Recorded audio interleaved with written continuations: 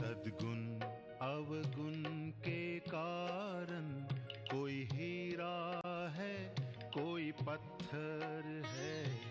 सद्गुण अवगुण के कारण कोई हीरा है, कोई पत्थर है।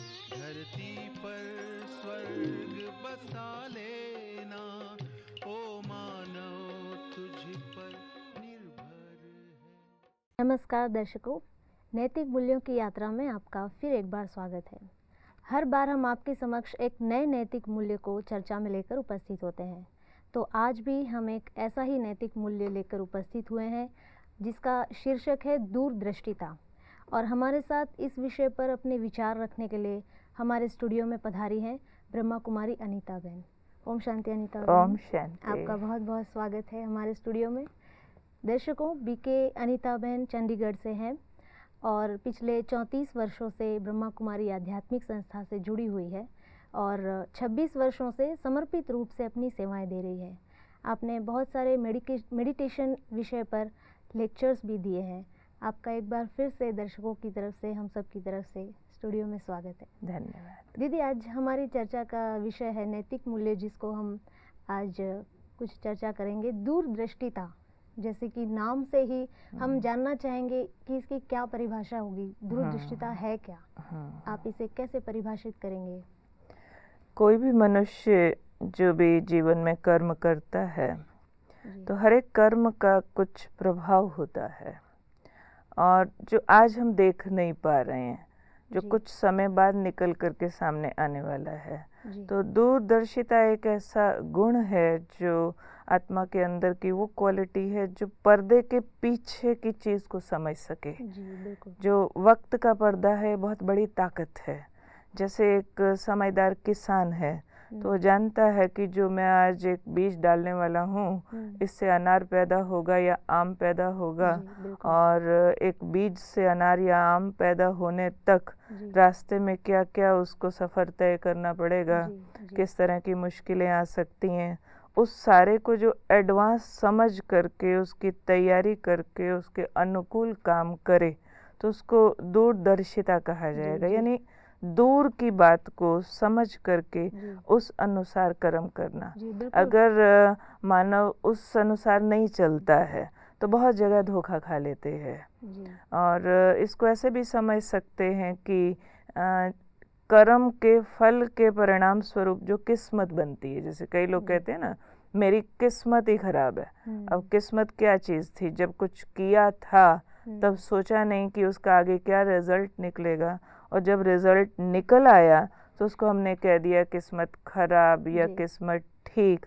तो ये कर्म और फल वहाँ तक पहुँचने के एक सफ़र की अंदर की एक समझ है, उसको हम दूरदृष्टि या दूरदर्शिता कह सकते हैं। मैं पूछना चाहूँगी, हम ये निर्धारित कैसे करें? जैसे अभी आपने कहा कि जो हम आज बोएंगे वही कल फल मिलेगा। कैसे हम निर्धारित करें कि फल कैसे मिलेगा? जी, सही गलत, क्योंकि जो हम आज बो रहे हैं उसको हमें कुछ परख शक्ति भी चाहिए कि हम क्या बो रहे हैं, उसका क्या फल हो सकता है आगे। तो उसको निर्धारित कैसे करें ये क्वालिटी लाने के लिए? इसके लिए हमें विशेष रूप से चाहिए अंदर की स्वच्छता। जिस तरह से देखो, अगर पानी है, पानी के अंदर कुछ रखा है तो कैसे दिखाई पड़ेगा? जब वो मैला ना हो और ठहरा हुआ हो। पानी अगर तालाब का बहुत लहरों वाला है तो भी अंदर कुछ रखा है तो दिखाई नहीं पड़ेगा। पानी मैला है तो भी दिखाई नहीं पड़ेगा। ऐसे ही मन है।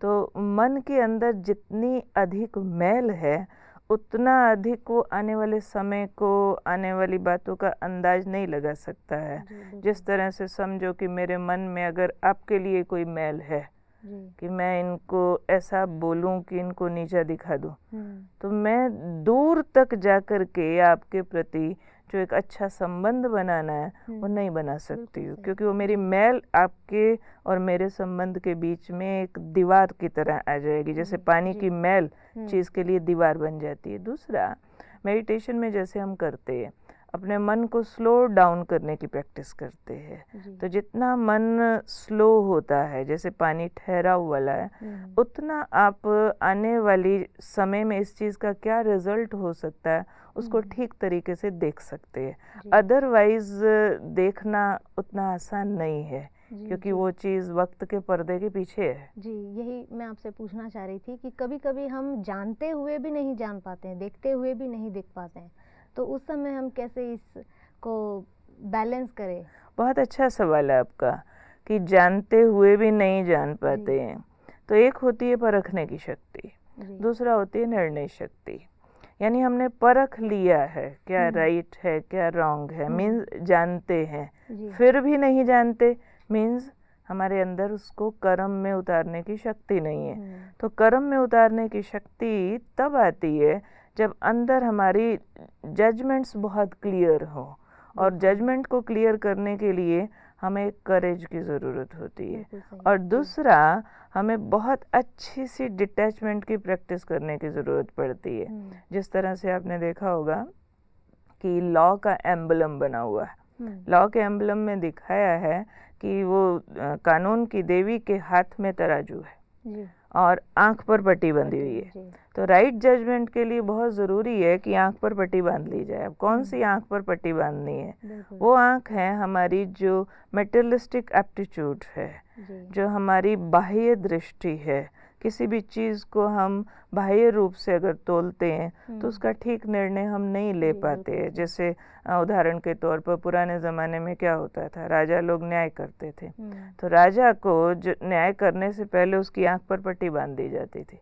अब कोई भी उसकी सभा में आएगा, चाहे राजकुमार आए चाहे आम प्रजा का कोई व्यक्ति आए, दोनों के लिए राजा को बराबर न्याय करना है। तो ऐसे ही ठीक निर्णय कर पाने के लिए कि हम जानते हुए फिर भी नहीं जानते मीन्स करने की ताकत नहीं है, उसके लिए अभ्यास करने की ज़रूरत होती है कि जो भी हमारी बाहरी इच्छाएं हैं, आदतें हैं, उससे अपने आप को डिटैच कर पाएँ। कुछ खाने की भावनाएं, किसी के प्रति बहुत गहरा लगाव, किसी के प्रति बहुत गहरी घृणा दृष्टि, या अपने लिए बहुत लग्जूरियस हो जाना, इस तरह की जो बातें होंगी वो हमारे को दूर तक के रिजल्ट जानने के बावजूद भी उसको करने की ताकत नहीं देंगे। जैसे बच्चा पढ़ने वाला है, उसको मालूम है कि मैं ज़्यादा सोऊंगा, कम पढ़ूंगा तो फेल हो जाऊंगा, पर उसके अंदर एक आलस्य का संस्कार है, उसको बिस्तर पे लेट के अच्छा लगता है, तो वो उसको ओवरकम नहीं कर सकता, कम पढ़ता तो फेल हो जाता है। बिल्कुल ठीक। तो इसको कहेंगे कि जानते हुए भी जान नहीं पाते।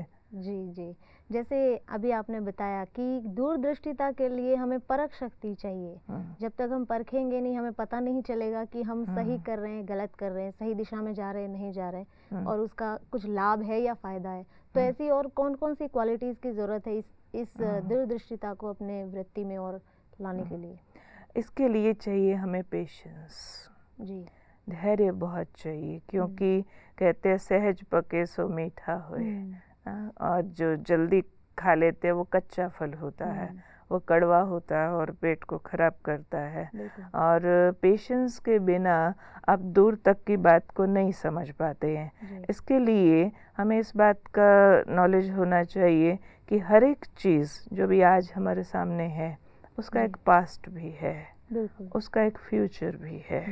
इसका ये मतलब नहीं है सिर्फ कि हम शेख चिल्ली की तरह भविष्य में जीते रहें कि शेख चिल्ली को आए 2 पैसा मिलेगा जी, अंडा लाऊंगा, मुर्गी खाना बनाऊंगा, फिर करें हम हर चीज ठीक एनालाइज करें उस चीज़ को, और उसमें एक पास्ट भी जुड़ा हुआ है। आजकल के मनुष्य का क्राइटेरिया क्या हो गया है, ज़्यादातर पास्ट में जीता है। एक रिसर्च के अकॉर्डिंग ये रिपोर्ट निकाली गई है कि normal human being 65% thoughts past के करता है, 30% थॉट्स फ्यूचर के करता है, 5% थॉट्स प्रेजेंट के करता है। जबकि होना ये चाहिए कि आपको 100% प्रेजेंट में रहना है। जो 100% प्रेजेंट में रह सकता है वो दूर के लिए ठीक तैयारी कर सकता है। अब आम लोग हमको कहते हैं कि पास्ट से हम निकल नहीं पाते, जो निकल नहीं पाता है वो फ्यूचर को ठीक देख नहीं पाता है। क्यों? क्योंकि पास्ट का कुछ अच्छा था, कुछ बुरा था, जी। उसके लिए जो हम मेडिटेशन में यहाँ पर सीखते हैं वो ये सीखते हैं कि पास्ट समझो आपका बहुत बुरा था, जी। मन निकलता नहीं है उससे। Take some best from the past and use it right now. Positive way में। जी। पास्ट बहुत अच्छा था, आज उतना अच्छा नहीं है। Take some best from the past then also use it right now. अच्छा था या बुरा था, उससे कुछ सीख करके अब ऐसा यूज करो जो फ्यूचर के लिए अच्छा तैयार करो। जी। पर कैसा तैयार करो? फ्यूचर के लिए प्लान करके जी। वो प्लानिंग आप आज से शुरू कर दो। अगर आप उसको आज नहीं कर रहे हैं then forget about the future. बिल्कुल। अदरवाइज आप सिर्फ और सिर्फ और सिर्फ शेख चिल्ली हो जाएंगे जी। कि जो सिर्फ ख्याली पुलाव बनाता है, हवाई के लिए बनाता है, लेकिन उसके अंदर रहना नहीं जानता है, प्लानिंग नहीं आता है, प्लानिंग नहीं उसको आती है। तो इसलिए ज़रूरत इस बात की है कि फ्यूचर को प्लान करके आज उसको एग्जीक्यूट करो। Live one day at a time and make it a masterpiece. जी। एक बार में एक दिन ऐसा प्लान करो जो पूरा यूटिलाइज करके फ्यूचर तक जा करके उसका इफेक्ट पड़े। तो ज़रूरी बात है हमें पेशेंस की ज़रूरत पड़ती है, क्योंकि अभी अभी रिजल्ट तो नहीं निकलता है, लेकिन अभी अभी जो आप जमा करते जा रहे हैं उसको आप साथ साथ एनालाइज कर सकते हैं। उसका एक बहुत अच्छा टेस्ट होता है कि अभी अभी जो आप कर रहे हैं उसका फ्यूचर तक जा करके क्या इफेक्ट आएगा क्या नहीं आएगा। वो हम चेक करते हैं अपने अंदर की प्योरिटी से जी। कि अंदर से अगर मैं निर्मल आत्मा हूँ, किसी के लिए वैर नहीं है मेरे हृदय के अंदर, किसी को नीचा दिखाने की या compete करके आगे बढ़ने की भावनाएं नहीं है, तो ऐसा कर्म मेरे को इमीडिएट लाइटनेस की फीलिंग देता है। जी।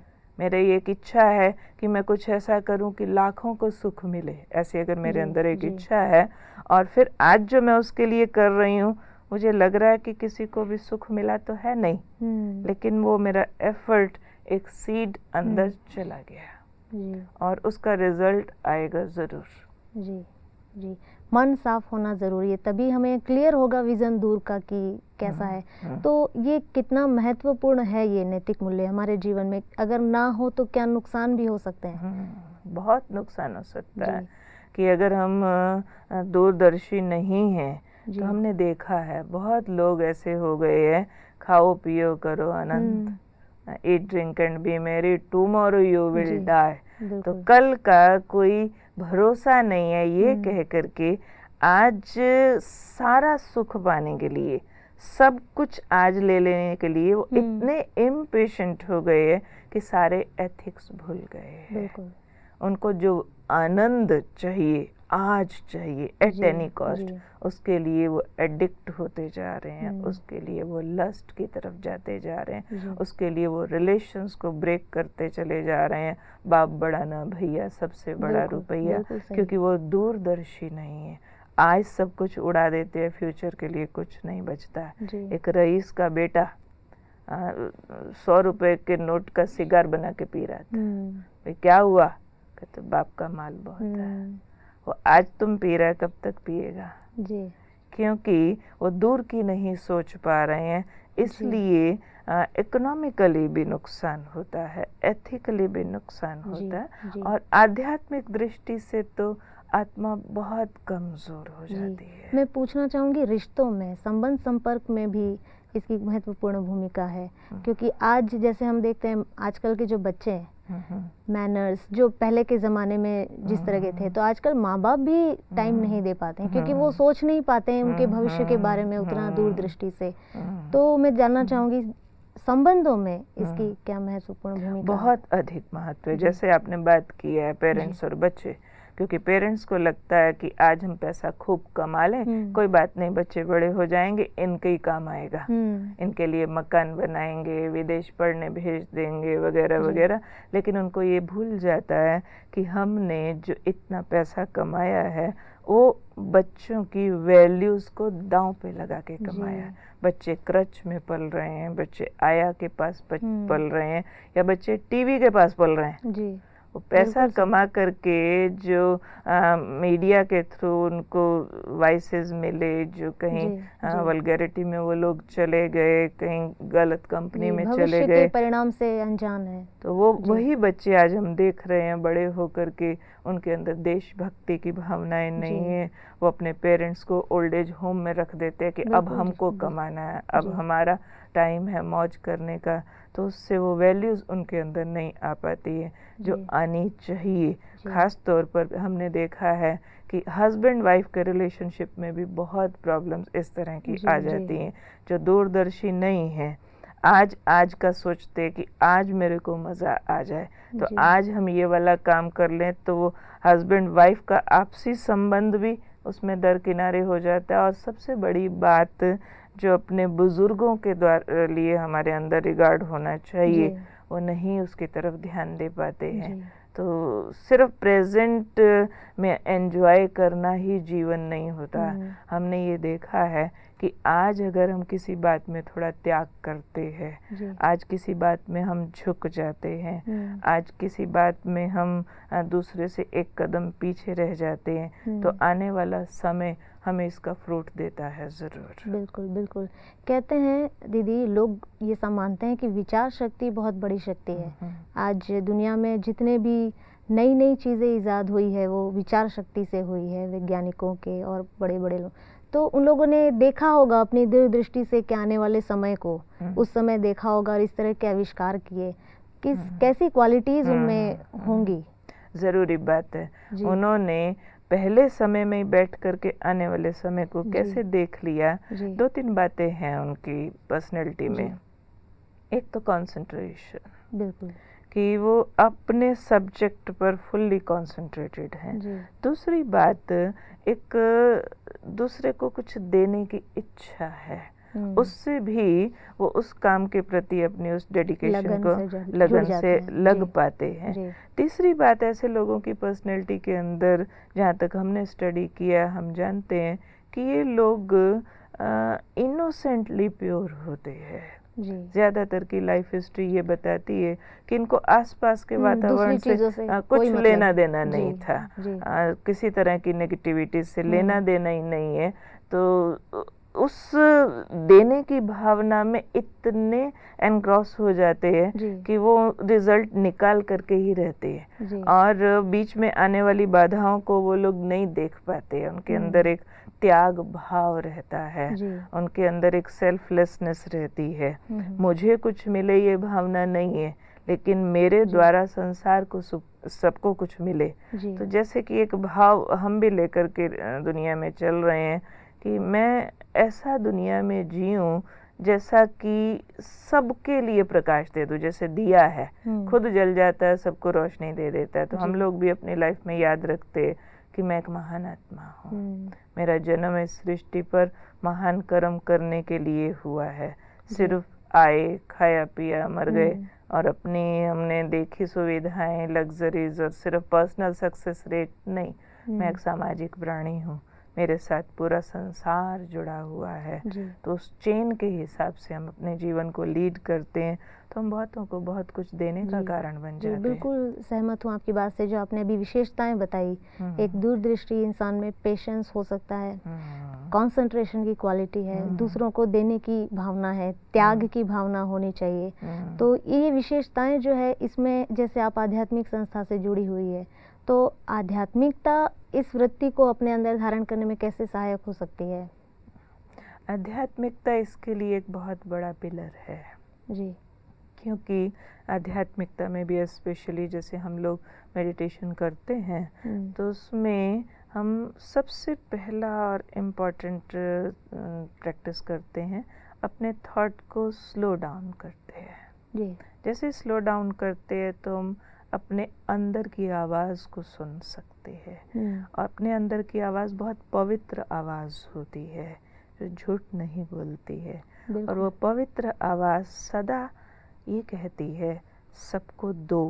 वो मांगने वाली आवाज़ नहीं है, क्योंकि अंतरात्मा अनंत शक्तियों और खजानों से भरी हुई है। तो मेडिटेशन में हम पहले सोल कॉन्शियस होते हैं, फील करते हैं कि मस्तक के अंदर जो ज्योत चमक रही है उसके अंदर अनंत शांति, अनंत शक्ति भरी हुई है। जी। फिर उसको कनेक्ट करते परमपिता परमात्मा से, जी। और परमात्मा की पवित्र शक्तिशाली किरणों को अपने ऊपर उतरता हुआ महसूस करते हैं। और ये जो प्रैक्टिस है ये हमारे अंदर एक तरह का ऐसा ठहराव लाती है, जैसे दूरबीन बना देती है हमको। अब दूरबीन क्या है? दूर तक देख पाती है। तो अंदर का जो ठहराव है वो हमें ग्लोबल फैमिली की फीलिंग देता है। सब मेरे हैं, सब अपने हैं, इसलिए सबका दुख मेरा दुख है। अगर कोई को कष्ट है तो I am responsible for that, और मुझे उसके लिए कुछ करना है। जैसे मैं थॉट जनरेट करती हूँ तो आई कैन फील कि मेरे शरीर के चारों तरफ से एक सुंदर प्रकाश का घेरा निकल करके दूर दूर तक फैलता जाता है और सर्व आत्माओं तक जाकर के पहुँचता है। दूसरी बात, आध्यात्मिक शक्ति के द्वारा हम अपने अंदर एक त्याग भाव लाते हैं और अपने अंदर कुछ करने की दृढ़ता पैदा करते हैं, क्योंकि बिना दृढ़ता के आपकी दूरदृष्टि बेकार है। तो आप दूर का एक पिक्चर देख करके, एक मंजिल देख करके कि वहाँ तक मुझे पहुँचना है, उसके लिए आप माइलस्टोन पैदा करते जाते हैं, रास्ता कवर करते जाते हैं। तो मेडिटेशन से जो एक पेशेंस डेवलप होती है, आंतरिक शांति और शक्ति की अनुभूति होती है, उससे वो दृढ़ता रहती है। आप काम को किए बिना आधे में छोड़ नहीं देते हैं, उसको पूरा करके ही दम लेते हैं। और जब तक वो पूरा नहीं हो जाता है तब तक उसके लिए आप एक अथक प्रयास करते रहते हैं, टायरलेस रहते हैं। ज़ील एंड एंथुजियाज्म बना रहता है, और आपका ज़ील, आपका एंथुजियाज्म आपको अपनी मंजिल तक पहुंचने में बहुत मदद करता है। जी, बहुत सुंदर तरीके से बताया आध्यात्मिक शक्ति से। लेकिन उसके लिए कॉन्सेंट्रेट, जैसे आपने कहा, मन को पहले कॉन्सेंट्रेट करना बहुत ज़रूरी है। आज की फास्ट लाइफ में वो व्यक्ति कर नहीं पाता, इसके लिए शायद बहुत अभ्यास की ज़रूरत है।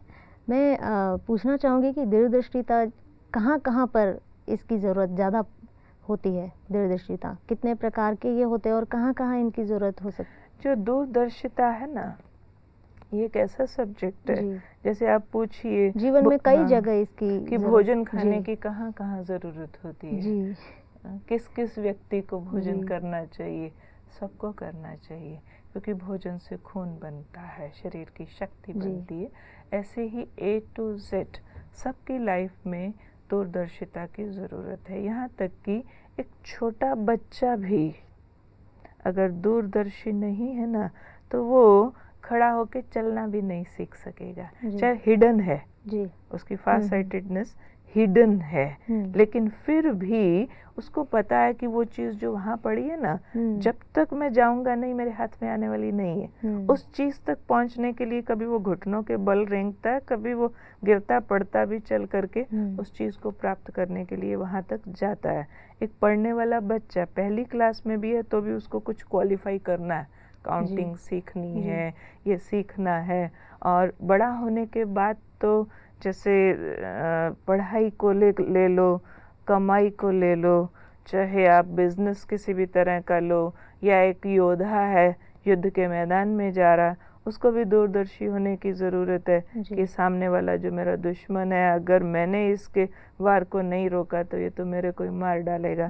तो हर एक सब्जेक्ट में आपको अगला कदम सोच करके ये पहला कदम उठाने की ज़रूरत है, ताकि आप अगले कदम में धोखा ना खा जाएं। पर कभी कभी प्रतिकूल परिस्थितियों में बैलेंस नहीं कर पाते हम, कभी विपरीत परिस्थितियां आ जाती है, तो उस समय दूरदृष्टिता तो दूर की बात है, हम वहाँ पर अपना मानसिक संतुलन ही बैलेंस नहीं कर पाते हैं। तो ऐसे में हम कैसे उस चीज़ को हैंडल करें? मानसिक संतुलन जो लोग बैलेंस नहीं कर पाते हैं, ये वो लोग हैं जो किसी भी बारे में है तो दूरदर्शी हैं, वो भी दूरदर्शी, लेकिन ज़रा उल्टे तरीके के दूरदर्शी है। उन्होंने उल्टी कॉन्सिक्वेंसेस ज़्यादा सोच, वो इनसिक्योर फीलिंग्स वाले लोग हैं, इसलिए वो बैलेंस नहीं कर पा रहे हैं। वो भी दूरदृष्टि वाले कि अगर बच्चा स्कूल से लेट आया, कहीं एक्सीडेंट ना हो जाए, अगर उसको 4 पैसे का घाटा हो गया, कल को मेरी इतनी बदनामी हो जाएगी, खाने को रोटी भी नहीं रही तो, मकान भी नहीं रहा तो, वगैरह है वो दूरदर्शी। लेकिन जो भी प्रेजेंट सर्कमस्टेंस आ रहा है उसके पीछे छिपे हुए पॉजिटिव साइंस नहीं देख करके वो आज ही नेगेटिव सीन्स देख रहे हैं कि वो सामने जो डॉगी 4 आ रहे हैं ना लड़ते हुए, पक्की बात है मेरे को काटेंगे। तो वो सीन इस तरह का होता है। समझो किसी की सासू माँ झगड़ा कर रही है, देखना अब इस घर में मेरी एडजस्टमेंट कैसे होगी। इसको हम कह देते हैं कि प्रतिकूल परिस्थितियों में हम बैलेंस नहीं कर पाते हैं। परिस्थिति अपने आप में चाहे कितनी भी प्रतिकूल हो, लेकिन अगर उसके पीछे वाला सीन आप पॉजिटिव बना सकते हैं, सासू माँ कितना भी लड़े मेरे को क्या फ़र्क पड़ता है, तो मेरी मम्मी ही इसने पैदा किया होता, मैं इसकी बेटी होती तो मैं एडजस्ट कर सकती हूँ, कोई फ़र्क नहीं पड़ता। अगर वो वाला सीन उसको दिखाई दे रहा तो बैलेंस कर लेंगे जी। अगर उल्टे सीन दिखाई दे रहे तो नहीं कर सकते जी।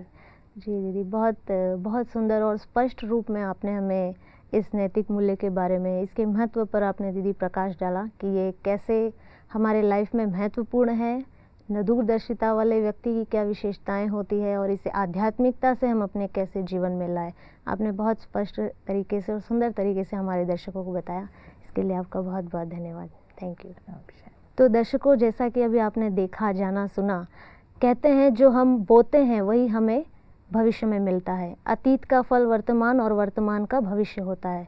तो इसीलिए जैसा कि अभी दीदी से भी हमने सुना कि आध्यात्मिकता का हम इसके लिए सहारा लें, इसके लिए हम अपने मन को पहले निर्मल स्थिर बनाएं, तो हम भविष्य के डिसीजंस बड़े स्पष्ट रूप से ले सकते हैं और वो दूरदर्शिता वाली क्वालिटी हमारे अंदर आ सकती है। तो आशा करते हैं कि आपने इस एपिसोड से इस नैतिक मूल्य के बारे में ज़रूर कुछ सीखा होगा, जाना होगा और आप अपने जीवन में लाने की कोशिश भी करेंगे। अब मैं आपसे विदा चाहती हूँ। अगले एपिसोड में हम फिर एक नए नैतिक मूल्य के साथ और नई पर्सनालिटी के साथ फिर से आपसे रूबरू होंगे। तब तक के लिए नमस्कार। तू दीप से दीप जलाता चल, तू सबको गले लगाता चल।